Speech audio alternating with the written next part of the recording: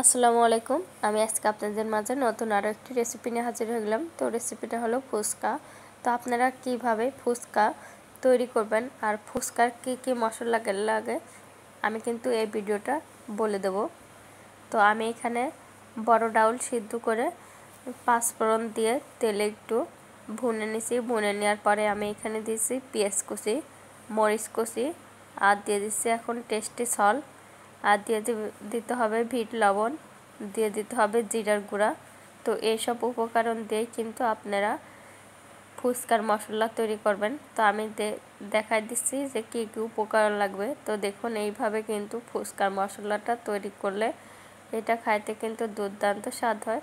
আর এইভাবে কিন্তু দোকানের মামারা কিন্তু ফুচকা বিক্রি করে।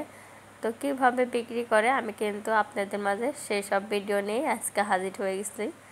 তো দেখুন এই যে এখানে কিন্তু এক ডিশ ফুচকা ভাজা হয়ে গেছে আর এখানে কিন্তু খাওয়ার বড় একটা আমদামি বেঁধে গেছে। তো দেখুন এই যে যার মতন কিন্তু প্লেট ভরে ভরে ফুচকা খাচ্ছে। তো আমি একটু খেয়ে নিলাম। তো এটা খাইতে কিন্তু অনেক অনেক ভালো হয়েছে আর এটা খাইতে কিন্তু দুর্দান্ত স্বাদ।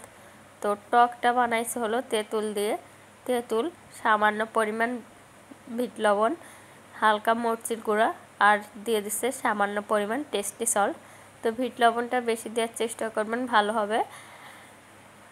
তো এইসব উপকরণ দিয়ে কিন্তু ফুচকা টক বানাইছে।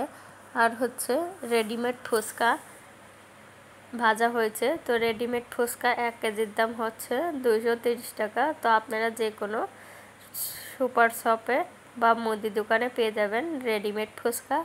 তো আর দেরি না করে এখনই বাসায় রেডিমেড ফুচকা নিয়ে আসে এইভাবে তৈরি করে ফেলেন ঝটপট ফুচকা। আসসালামু আলাইকুম, আল্লাহ হাফেজ।